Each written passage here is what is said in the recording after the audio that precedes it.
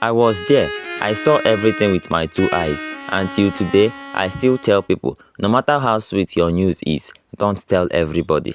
Ebuka was the first graduate in their entire family, the first child in that family to even reach university, not to talk of finish. His mother, Mama Ebuka, is a strong woman. She sowed vegetables in the sun and rain. Sometimes, she borrowed money from the women contribution group just to pay his school fees. Even when her husband, Papa Ebuka, died in that motor accident years ago, she didn't stop. She carried her son like her only hope. Everybody in the village respected her, but not everybody was happy with her progress. One person who never hid his jealousy was her elder brother, Uncle Namdi. He lived just 4 houses away. The man had 5 children, but none of them went far in school.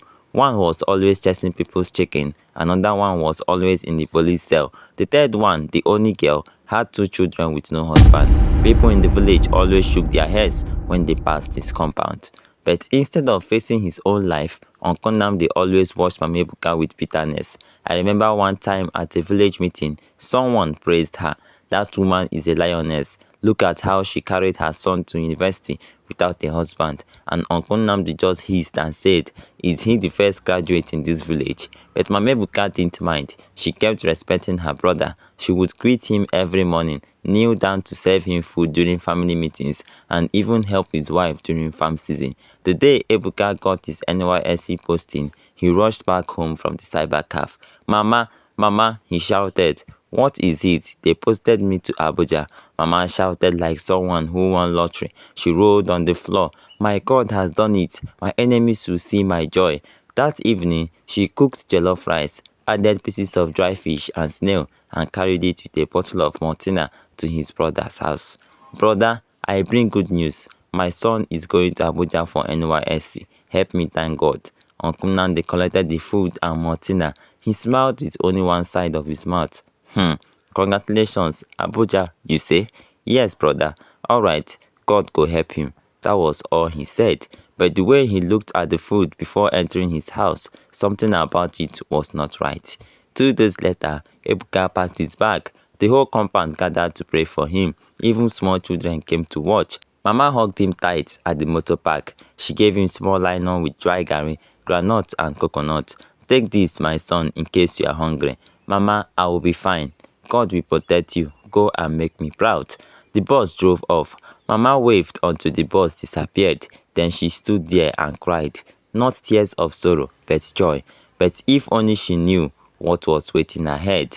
Abuja welcomed Ebuka like he was born for it. Even though the city was big and busy, he moved around with sense. He always dressed neat, wore his NYSC khaki, well ironed, and used his small allowance wisely.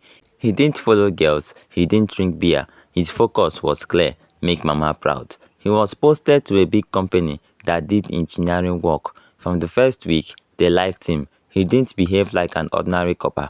While other coppers came late, Ebuka came early. While others pressed phone, Ebuka read files. Even the gate man used to say, that small boy get future. One day after work, the manager called him to the office. Ebuka, do you know you are one of the best we've had in years? He smiled shyly. Thank you, sir. Tell me, what do you plan to do after NYSC? Anything, sir. I just want to work hard and help my mother. The manager nodded. We want to employ you. When your NYSC finishes, this place will be your permanent job. Your starting salary will be 250,000 naira monthly. Ebuka wanted to shout, but he controlled it. He thanked them and walked home with joy in his belly. That night, he couldn't sleep. He walked around his small room in Kubwa, smiling. Then he picked up his phone and dialed, Mama. Ebuka, my son, are you alright? Mama, sit down. I have good news. My heart is beating. What is it? The company wants to give me a job after NYSC, Mama. They will pay me big money. I will take care of you. Chineke, Chineke mo, God has wiped my tears. Who am I that you remember me like this? She cried and rolled on the floor. I was with her that evening, so I saw it all. After the call, she said, I will cook rice. Today is celebration day. I must tell my brother the good news. I followed her to the kitchen. She used her last rice, put crayfish, dry fish, even took small meat from the meat she was saving for Sunday soup. She cooked it with joy and served it in a white cooler. Then she carried it on her head with one cold Martina and went to her brother's house on Konamde. I stayed behind, but when she came back, her face had changed. What happened? I asked. She said, my brother said congratulations, but he didn't smile. He didn't even say amen to my prayers. I told her to let it go, but deep inside me, something was not sitting well. That night, around 2 a.m., Mama's phone rang. She picked it. It was Ebuka. Mama, please pray. I just had a dream. What happened? She asked. Somebody was chasing me. I ran and ran. Then I fell inside a deep pit. I was trying to come out, but the person was standing there, pouring sand on me, laughing. Mama's eyes widened. She sat up immediately. My son, don't worry. It's just a dream. Pray and sleep. But Ebuka didn't sleep, and that was the beginning. By the morning, his body was hot. He was sweating and cold at the same time. He managed to go to work, but couldn't concentrate. He forgot where he kept his ID card. He submitted an empty report file. His colleagues started to ask, Ebuka, are you okay? He just smiled and said, maybe I need rest. But things got worse. He started misplacing documents. He would talk and forget what he was saying. One day, he left the office early and came back late at night, confused. The manager called him again. Ebuka, this is not you. We are worried. He couldn't hold it anymore. He started crying in the manager's office. That same day, they took back the job offer. We like you, but you are not ready. Maybe after NYSC, when you are more stable. He walked out of the office like a dead man. That evening, Mama's phone rang again. This time, she didn't scream. She fell to the floor like someone that had fainted. I helped her to sit up. She held my hand and whispered, he has lost the job. Then she broke down.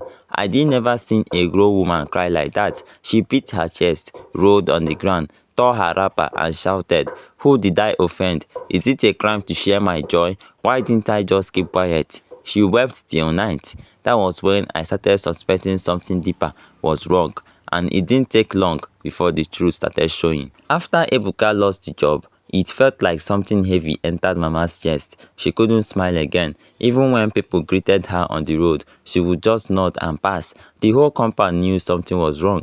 She started going from one church to another, early morning prayers, dry fasting, and vigils. But nothing changed. One Sunday after service, I saw her sitting on the floor in front of her house. Her eyes were swollen. She said to me, my son, this is not ordinary. Thank you for watching my video. Please do not forget to subscribe to my channel if you haven't, in order to get notified when we upload our subsequent videos. Thank you.